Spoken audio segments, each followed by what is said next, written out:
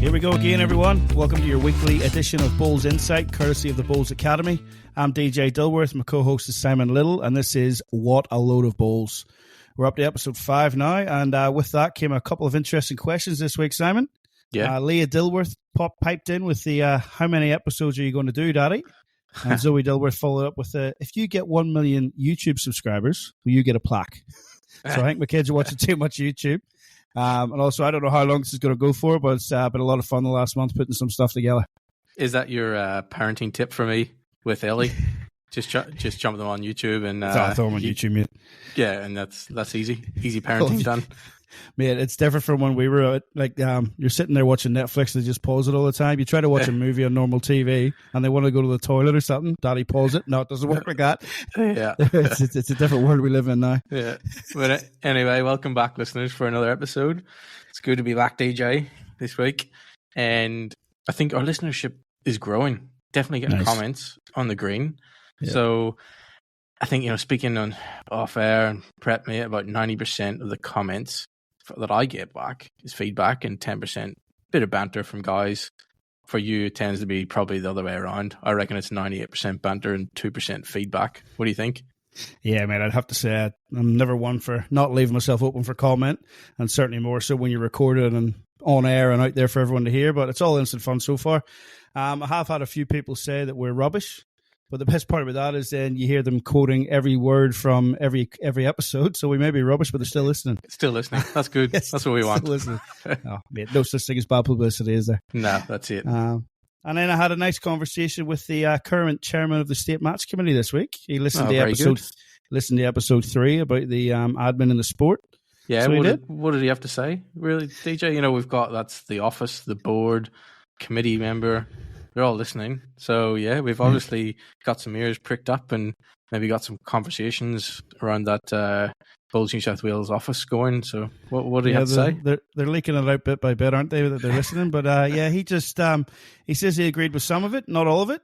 Yeah. And he says, the new COP's out there if you want to start dissecting it. And I had hoped to get it ready for this week. We put 50 pages. Wowee. 50 pages of conditions 50 pages of play. Of COP. Wow.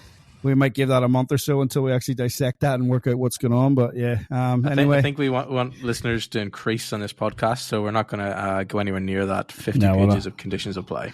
No, we might touch on it, but we'll not go too deep into it. No. Anyway, further feedback, mate, was that we talked too much about the platinum pennant.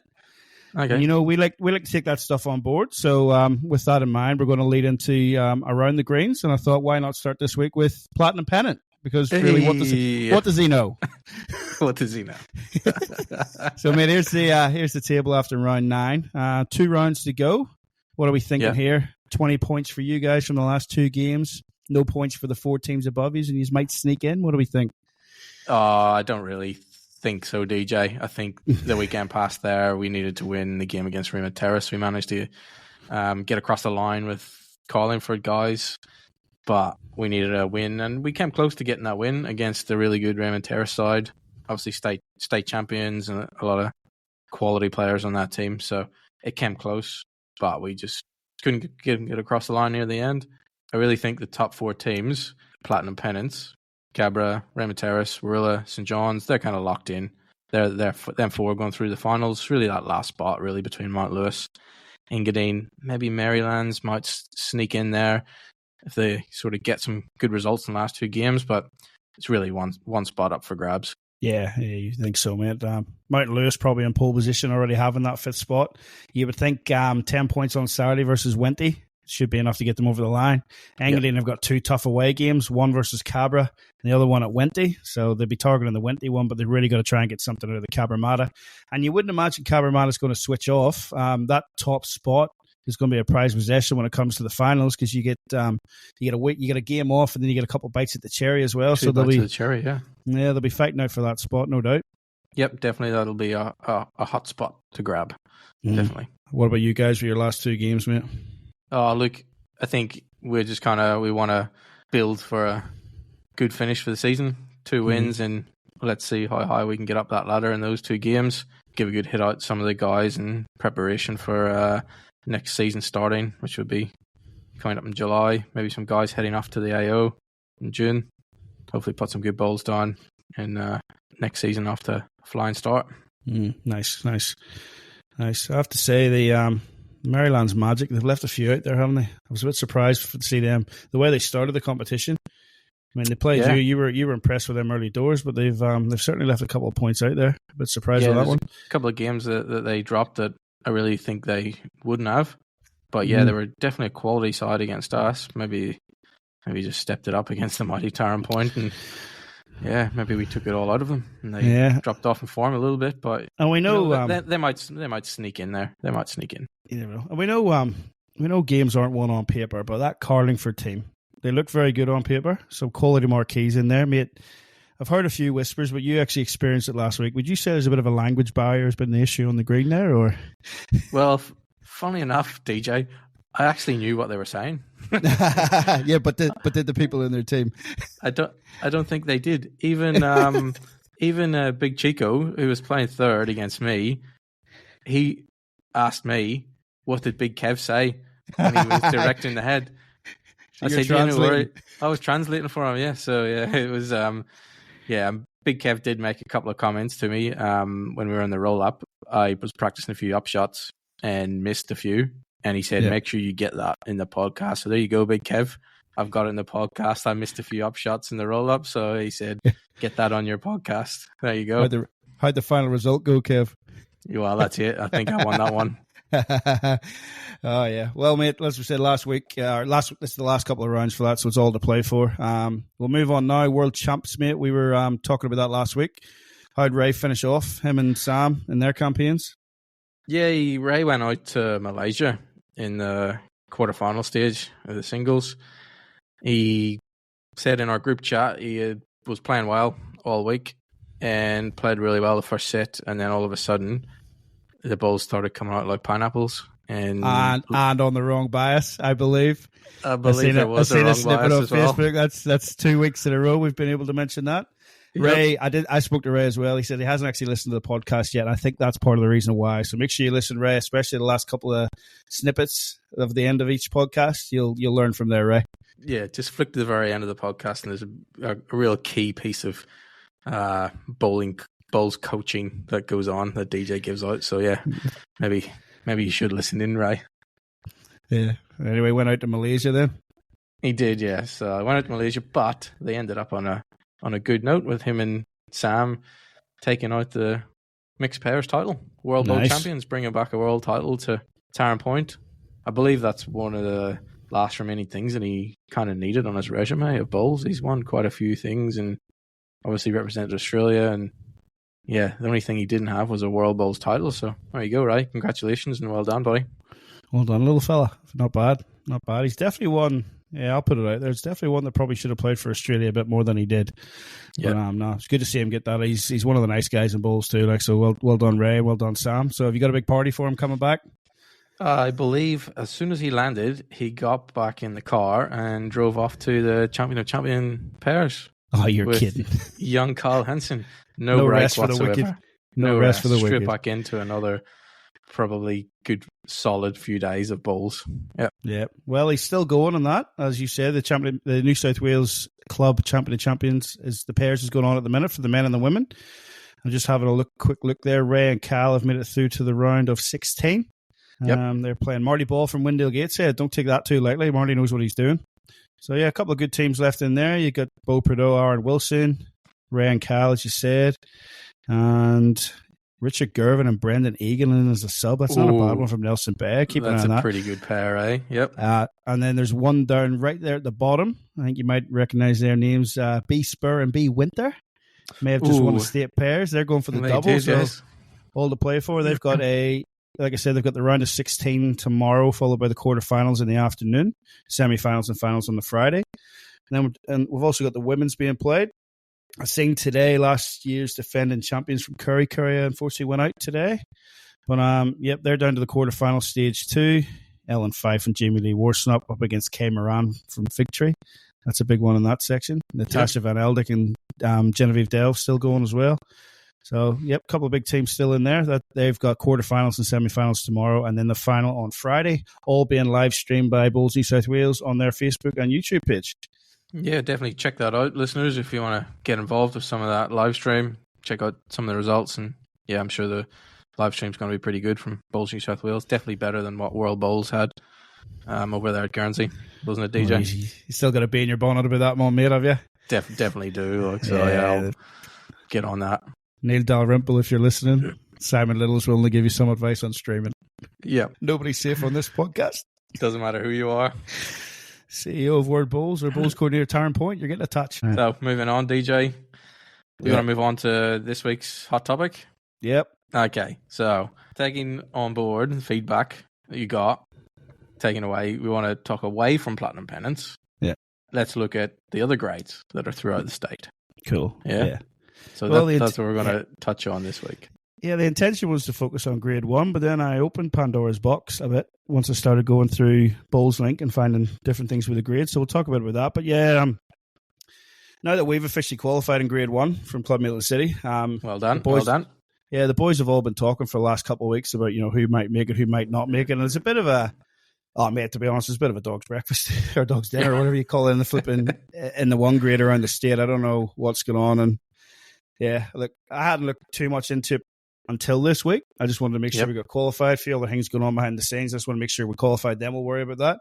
Yep. But yeah, that's part of the reason I had that conversation with Mr. Chairman this week, because it was all over the show. And then, like I said, once we decided this was going to be our topic for this week, we were going to focus mainly on the one grade. As I dove into it, I found a few more things. Like there's a plethora of multi grades throughout the state. Like grade 1s playing against grade 2s, and in some instances playing against grades 2 and grades 3. So, like, you'd imagine in an ideal scenario, if you're in that grade, you're playing players from that grade. Yeah. And nobody from grade 3 wants to be playing against grade 1 players. Like, that's a game they're probably looking at going, what are we doing? And then the one grade are looking at, well, where's the motivation there? Well, actually, DJ, I didn't realize either until you mentioned it to me that there is multi grades of up to 3 grades. I was aware of 1 and 2 grades playing in the same competition, but to have 3 grades playing one competition, that's a bit of a head scratch. Yeah, it was. But yeah, and some of those multi grades, mate, the grade 1 side isn't winning the competition, which means they're going to be ineligible to go to state finals. Wow. So as it sits, state finals are at the end of June down at Along for grade 1. Yep. And we don't know if we're going to have 10 sides, 11 sides, or 12 sides go down there to play, because those multi-grades are still going. And that was out of a possible 14. So there's a couple there that definitely can't make it. So, yeah, as you see, you've got the spreadsheet in front of you there too, mate, that I had to play around with. It was going to focus on grades 1 and grades 2. But once I got in those multi-grades, it went further through. I've got it took me a lot of time. I've gone through Bowls Link, like I said. Throughout the state of New South Wales, yes, give some numbers, DJ. You got 36 grade 1 sides. Okay. All right. Compare that to grade 7, top end, bottom end. Grade 7, 297 grade 7 sides throughout the state of New South Wales. Wow. So from grade 1, 36 teams across the state. Grade 7, 297 teams. And I've just looked at that and gone, wow. So then I looked at every grade. You got 36 in the 1s, 76 in the 2s, 98 in the 3s, right? So across those 3 grades, 210 sides across 3 grades. Then we get down into grade 7, it's 297. Move up to grade 6, 236. So the bottom 2 grades of the sport have got more teams combined, more teams individually than the top 3 grades combined. Wow. And grade 4 and 5, 141, 203. So like I said, it was a bit of a mess in the 1 grade this year. Looking at some certain zones, like there's grade 5 aren't going to have a representative, grade 7 aren't going to have a representative. A couple of question marks still over sides. There's a couple of sides trailing there that might not even make it, depending on the last couple of rounds of pennants. And here we are, just a month and a bit out from state pennants, so we don't know who's going to be there. Yeah, it's just messy. So DJ, just you rattled off some numbers there pretty quick. For any of our listeners, we are going to put this table on our show notes, so you can jump on our show notes, folks, and there'll be a link to this table that you can have a look at and see for yourself. It's pretty much a big teardrop from grade 1 all the way down to grade 7. It's really bottom heavy. A lot of teams are playing in grades 5, 6, and 7 in our state. And is this the way we want our statewide competition within New South Wales to be run? Do we want all of our teams playing the lower grades? I wouldn't think that's too healthy. What do you think, DJ? No, definitely not, mate. Like, as you said, it's a massive teardrop, and it just goes to show, you look at those figures, we've got too many grades. We've got way too many grades. There shouldn't be that many grades. Like I touched on there, I mean, if you just combine grade 1 and grade 2, that gives you 112 sides. That's a fair start. You know, make that your grade 1 or your New South Wales Cup or whatever. But it just looks like, and I don't want to go and be overly critical, but the outside looking in, it just looks like they've gone, right, we got to get platinum, we got to get in the league competition. And all the focus has been on that, and they've thrown that out there, and they haven't forgot about the other grades, but they haven't given it the attention that it needed. Like, it's a bit part change. I'd much rather have seen them make a massive change. Like, that says to you, for me, grade 1 and grade 2, straight away, you combine them. Give yourself 112 sides throughout the state, makes better competitions. You know, you're playing people at the right level. You know, there's not that much of a difference between grade 1 and grade. They're already playing multi-grades for their sake.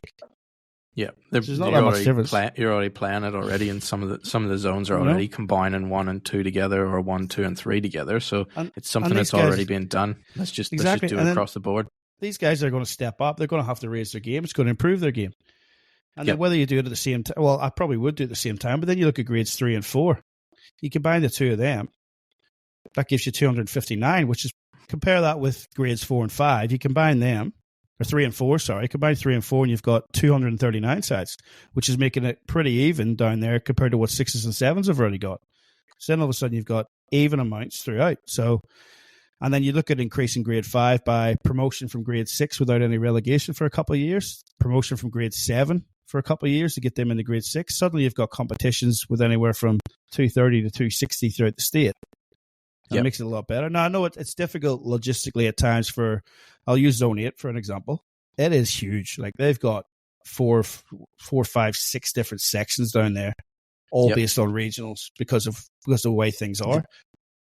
But the multi-grades are... distance? Yeah, the distance they have to travel. That's Wagga and all that there. Wagga, yeah. So, yeah. As Simon was saying, just for the viewers, I think they could travel 2-3 hours just to play a pennant game, maybe even further. Yeah, you know, so you got to take all that into consideration. I understand that. I'm just looking purely at numbers here, which, for the record, I've gone and found myself off BowlsLink, so I'm relying on BowlsLink for that.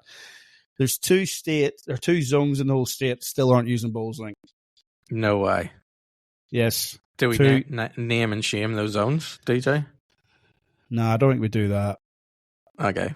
I've got a lot of experience in not using BowlsLink in my zone, though. Okay. So, it's anyway, definitely a tool that needs to be used. It is. Results up there straight away, and it's been around. It's been around long enough now, and you know the excuse that I've heard a few times is, farmers in the country, they're not used to using that much technology. Well, there's not just farmers in this area. There's farmers in every area, and they're all getting the hang of it. Yeah. So it makes it so much easier. Like, it was so easy for me to go. It took a bit of time, but so easy to go on there and find all these numbers. You know, and I apologize in advance if there's anything wrong, but I'm 99% confident I've got these. But Simon put me on the spot earlier when he says he wants to publish it, but he's definitely got the right idea, so people can have a look at what we're talking about. But I just don't see the need to have, under our league competition, I don't see the need to have another 7 grades. Yeah. So I really don't. We want 2, 5 max. Yeah, we want those teams spread out across the grades, and we want teams playing higher up the grades, really. Mm-hmm. We want our sport to thrive at those higher grades, and it will do, and that'll get more people into our sport, I believe. Rather than if somebody wants to come and play bowls, say, for instance, somebody in their 30s or 40s, they've played rugby league, their body quite isn't up to playing contact sport anymore. They're still really competitive, but yet they go to their local bowls club and they can only play in grade 6 or 7. Yeah. And they'll turn around and go, this quite isn't as competitive as what I'd like it. No. I'm just not going to bother. And that's why they move on. That's why they move on. And we don't pick up people like that we want into our sport to help grow those numbers. And that could be a person that plays bowls for the next 30 or 40 years. And we've all of a sudden missed it out because of the way our teams are set out across the state, or the way our clubs, the mindset maybe of some of our clubs, or that they play in we want to play in the lower grades because we have a better chance of winning something. But as we mentioned in previous podcasts, maybe that's the mindset that we need to look at the bigger picture rather than just your own club. Well, it nearly suggests that sort of mindset or that culture within the sport, doesn't it? That they just want to win no matter what level that's at. And part of this comes touching back on that episode 3 about the admin in the sport, because I've seen it happen. In fact, it still happened this year up here. Like, you get clubs that just go, "Oh, we want to move back. We didn't win that grade last year." They didn't finish last in that grade.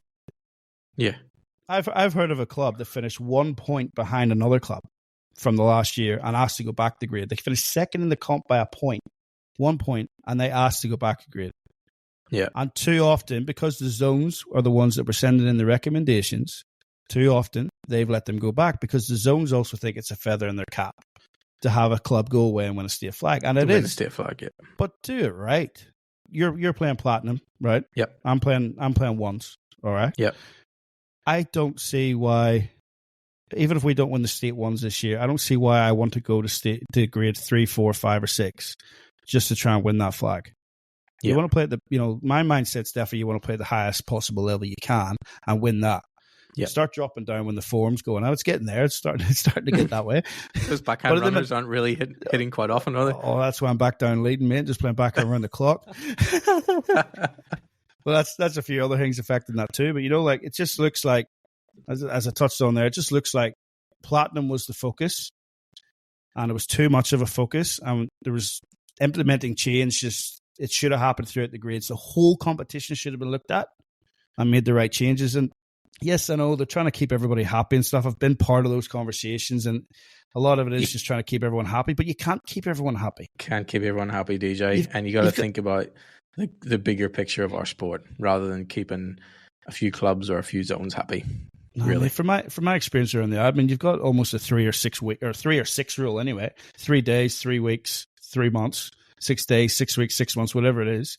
They will whinge for that amount of time, and then they'll forget about it, and they're still going to come back and play the sport. Yep. So it's definitely something that it needs to be looked at going forward. And like I said, the focus seemed to be on platinum. They released the calendar last year. Nothing was mentioned about platinum. Yep. And then they released a calendar, and it said platinum pennant in it. So there you go. There's your innuendo. There's your rumors. What's this? What's that? What are they doing? Oh, it's all, secret squirrel business. Yeah. And then it was still weeks, months after that before they actually released this is what it's going to be. And then there was so much confusion around it. Like I said before, we put an expression of interest in, and then I had to withdraw because the board said, no, we're not doing it. There wasn't enough stuff around it, and there was still a lot of clubs tarred by the Premier League. Yes. And then you had 2 sections. Then it was down to 1 section, and then teams were pulling out because they didn't want 1 section. They wanted 2 sections, and clubs were going to pull out if they didn't get 1 section. They wanted 2 sections. I think it's been pretty successful this year, to be honest. I think the way they've done it's been pretty good. I do as well. I think it's been a pretty good success, DJ. Yep. But one of the biggest gripes I get around, especially when I was on the match committee, is people turning around and saying that you only focus on the elite. You only focus on Sydney. And I can tell you now, that's not a case from sitting on a state match committee meeting. All right? Yep. But it's reasons like this that people think that. Because they've gone all in on platinum and not fixed the rest of the sport. And it's got to start happening, I think. So pennants as a whole needs to be looked at. We touched on a couple of episodes ago where we said, centralized running of the event, and that's going to help. Yes. Yep. But for me to dive in and find those numbers the other night, just sit and look and go, like, it nearly, I'm not going to say it looks too easy, but it just looks like you can make it so much. And you even just break it down into the different zones. Combining grades 1 and 2 works across them all. Combining grades 3 and 4 works across them all. And then leave 5, 6, and 7 as it is. But we need to be strong on the promotion and relegation. People then are going to whinge that, I finished 6th in an 8-team competition. I'm not good enough for that grade. Well, no, you are. You're better than 2 other teams. Yeah. Stop trying to go back. I think, DJ, that was whenever I first moved over here and played in New South Wales, that was one thing that really stuck in my mind, was that there was no promotion and relegation. We were used to that back in Ireland. Yeah. When teams got promoted, teams got relegated every year, and it kind of worked. And even when you had 2 teams from the one club could end up playing in the same league together because they might be a really strong club. Yep. So that's a possibility. And you could have the likes of St. John's or Cabramatta could have multiple teams in that same grade. So I think that would really help if it was something that was introduced throughout the state, was promotion and relegation. And it might be 1 team, it might be 2 teams. You could then end up having playoffs for promotion and relegation. You could really build around that Yeah. as an aspect to the game. And I think that's definitely missing. Yeah, I think if you qualify for a state number 2 pennant final, 16 zones qualify, so you're 16 zone winners.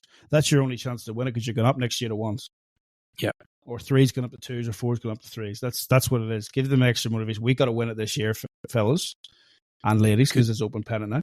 You've got to win it this year because we're going up next year. And then if you finish bottom after that, then you go back. Look at every other sport around. It's just there's promotion and relegation. Like I said, there's no two ways about it. The change has got to happen, and I think we had a perfect chance coming out of COVID. But there was just too much. Like there's a lot of backlash towards Bowls New South Wales around the place. You hear it all the time, and that's part of the reason I said within the culture of the sport, people just straight away, it's so easy to blame Bowls New South Wales, but they are trying to run the sport. They're scared to do some things at times, I feel. That's because of the mindset, isn't it, DJ? Though? Yeah, it is. That's the mindset of some of the bowlers out there. So hopefully discussions like this in our podcast, we want to talk about these. Let's get any listeners out there, when you're down at your club, get talking about, did you hear about the guys talking about the amount of pennant sides and lower grades? What do you think? Let's get those discussions happening. We would love to hear some of those discussions and feedback. Let us know. Any of those teams, clubs, zones that are down grades 4, 5, 6, 7, you're down at the heavy end of all the teams.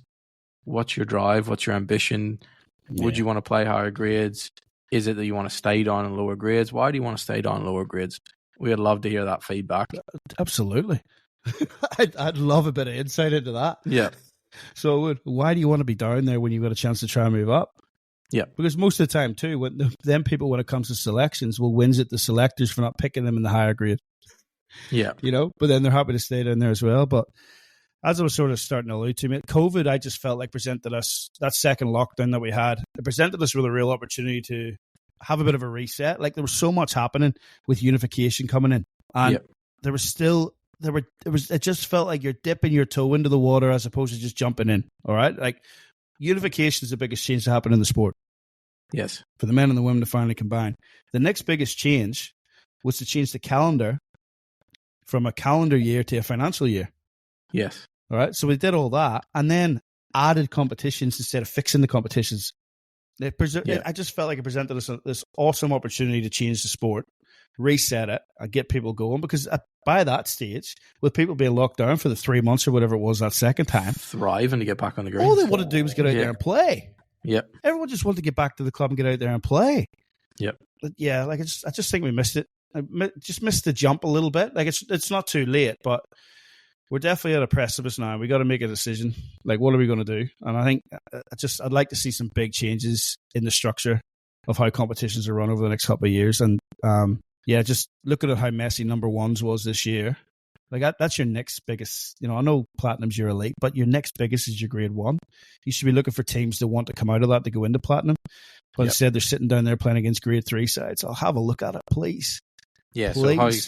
So how those players that are really thriving in grade 1 and want to play, their level of competition is not going to get them up to that platinum level in order to compete. So therefore, it's a barrier for grade 1 teams to get into platinum. And it just feeds all the way down those grades. If that's happening from grade 1 to platinum, that'll be happening from grade 3 to grade 2. That'll be happening from grade 5 to 4. Same thing all the way down. So it'll be a bit of a waterfall effect if you could fix up definitely some of those grades and combine them and get players playing against more competitive players. I do feel like the majority of bowlers out there know that we need a change. We do need a change, and they know that. But then you get the vocal minority who could jump on their keyboards on Facebook and be negative again and say what they want to say, and that puts people off making those changes. But then you get the people that are like, "Oh, we need a change, need a change, need a change." Well, don't change me. I still want. Not in my backyard, isn't that, DJ? No, not in my backyard. I still just want to drive 2K down the road to play. I don't want to drive 10K. Nah, mate. I'd love to hear it. I know we're going to have either the two of us or you at least is going to have a chat with Turles. And him having been in my position down here with New South Wales, been on the board of Bowls Australia. Yep. Played for New South Wales, played for Queensland, now administrated in Queensland. I'd love to know because we don't have the experience in Queensland, Victoria, and all that there. I'd love to hear from Turles what the difference is. Is he still fighting those same battles each week? Is it still the same type of thing, or is there something they could be doing better, or something they're already doing better that we can implement? And there's not enough talking between the states. Let's get that straight as well. Like, I'm talking about Bulls New South Wales grabbing the game by the scruff of the neck. Hello, Bulls Australia. Yeah. Let's have a look. Funny you say that, DJ. I had one of our players that played at Tarrant Point last season. He moved to Victoria and is playing down at Deer Park. And he messaged me saying, why can't all the states do the same thing? Oh, man. So much difference, because in Victoria they play 4 rinks. New South Wales they play 3. Yep. We can't even play the same amount of players in our pennant leagues. I know. So it's definitely on people's minds, things like that, DJ, and it all combines to all those little things can help to run our sport a little bit smoother, and hopefully then energy is put into the more critical things, which is gaining more membership and hopefully improving our sport, rather than going back to that old table that is in the Bulls Australia census of membership numbers from, was it 1980, I think? Yeah. And it's just a big decline the whole way. So we want to reverse that. We don't want our sport to disappear. Yeah, definitely not. And like, to look at a sport and feel that the majority of your players are playing at the bottom level of it, it's not really a good look. Doesn't really sit well with me. So no. Definitely want to see some changes there. So hopefully this one gets people talking too, mate. What do you reckon? Yeah, what do you think, DJ? A bit of advice out there for it. If it's something that people feel strongly about, what do you reckon they should do? We want our listeners to get involved, and it's okay sitting and listening and talking, but what do you reckon our listeners can do? Just keep spread the word. Talk to other members about it. Spread the good news instead of the negative news all the time. You know, like as I said, I'm pretty confident if you put a just a vote out there, do we need to have changes? The majority of people are going to say yes, and then they just need to do it. They're still going to come back and play the sport. There's not going to be anything drastic enough to turn people away from the sport. You know, there's not. Like you'd have heard it too, and everyone would have heard this as well. Men threatening not to play anymore because the men and the women are combining. That was ridiculous. Oh man, I heard many men say that, and those men that said that still playing. Still playing. Yes. Yeah. I had one guy in particular loved it because he had a designated driver every week. You know, like people just got to look past the. You know, we're in 2024 for dear sake. Yeah, I got asked that at a tournament one time with unification. We might touch on this in another one, but I got asked at a tournament. Oh, look at that, DJ. There's 2 women playing over here in 2 different teams. What do you think about that? This is 2022. This was 2 years ago now. It's just 2022. Like, he couldn't believe I said it. He's like, 2022. Bloody ridiculous. Well, why is it ridiculous? You go down to Sydney, some of the women down there are going to belt you up. Yep, absolutely. You know, like people just got to move with the times. There's changes coming for good reasons, for just reasons. We're trying to keep the sport alive. And honestly, there wouldn't be a change there that I could see that would be made that is going to benefit the sport, that's going to turn people away from the sport. It's only going to be better to get them into it. So, yeah. That's what I'd like to see happen anyway. So. Good stuff, DJ. Yep. On to your mailbag, mate. Did we get much this week? Pretty quiet mailbag. This week. Oh, no, we got one from Lee. Lee Foster got in contact with me. Sounds like an absolute gentleman. You say he's a gentleman, yes? He said a name like Lee Foster. He just sounds like a gentleman. Sounds like a gentleman, yes.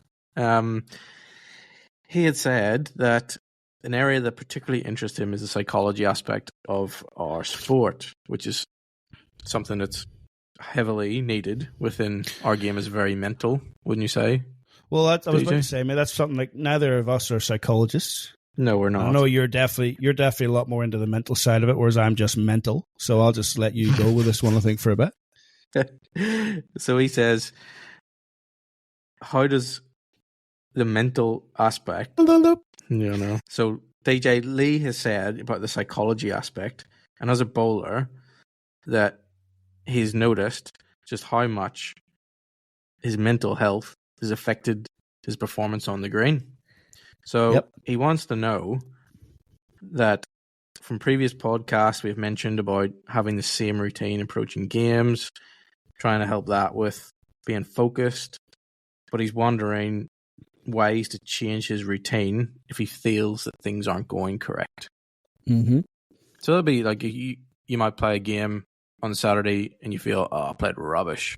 Mm-hmm. Can you do something different for the next week to try and change? Will that affect what you did? How can we get bowlers to change or implement a change to correct any bad bowls? You got to think about the good times, don't you? You got to think about all the successful times you've had as opposed to the negative side. As we're sort of touching on, the game's more. It's a lot more mental than it is physical. Yeah. So it is. So it's all maybe about just having a little reset. Maybe not doing everything exactly as you would like a pre-game routine or a pre-shot routine. Let's just go out, enjoy it, have a bit of fun. As you say, think back to why you started playing bowls.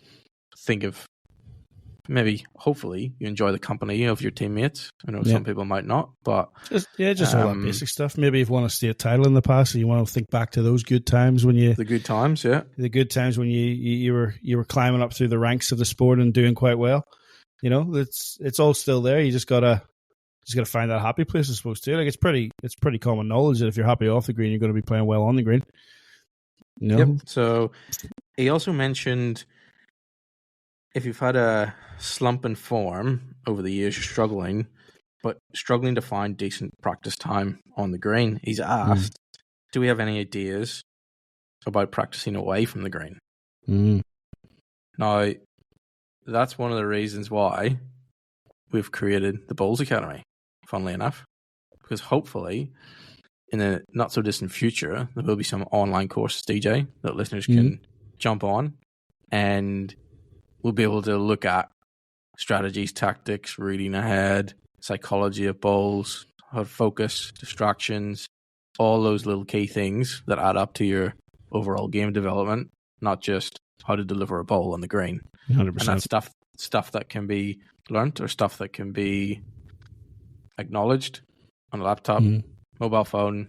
You're sitting at home, you've got a spare hour, you want to, didn't play too good on Saturday.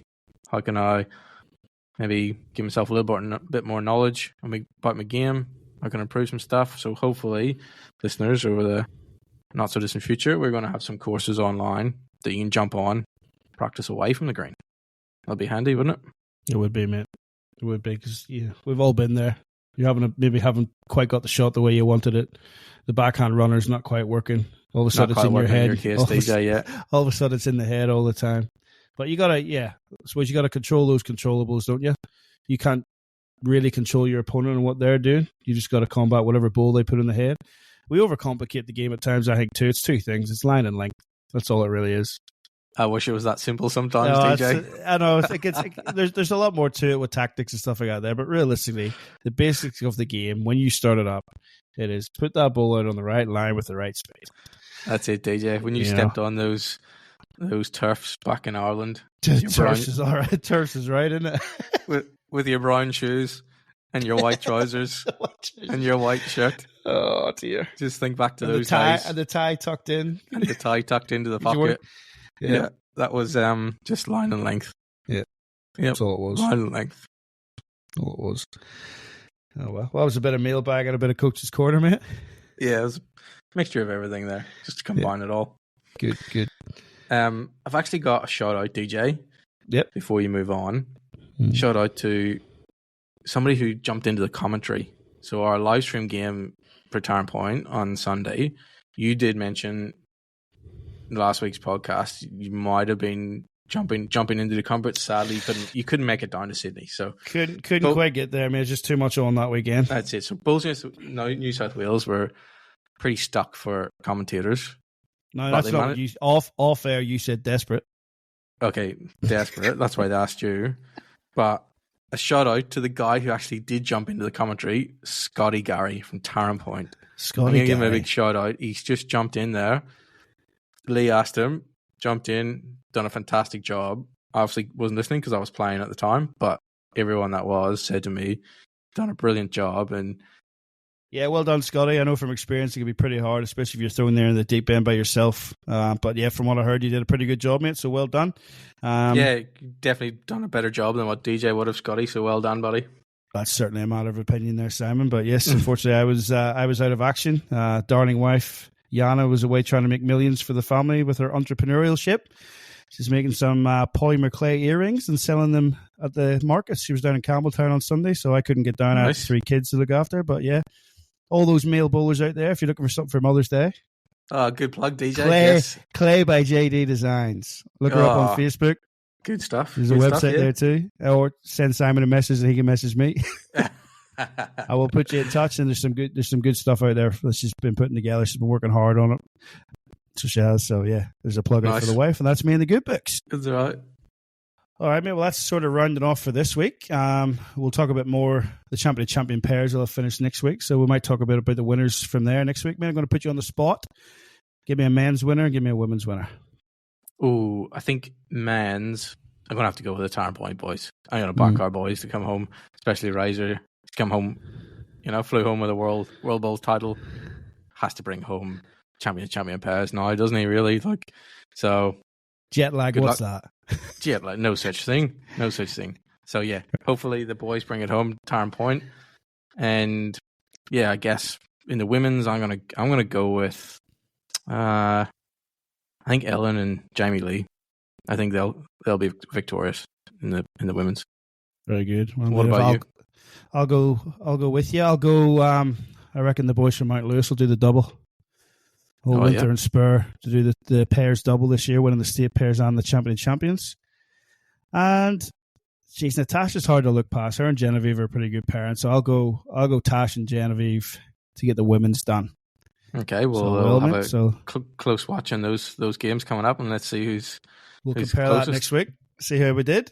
But yeah, mate, that's pretty much it for this week. So good luck to you this weekend. You've got East Maitland and Warilla. Yep. I know you're using the electronic scoring, playing in the second position, but you might want to have a scorecard with you there, mate. Just for a little bit extra on the side. Just I'm hearing a few things, so you might want to bring a bit of pen and a bit of paper there, maybe to score a few things on the side.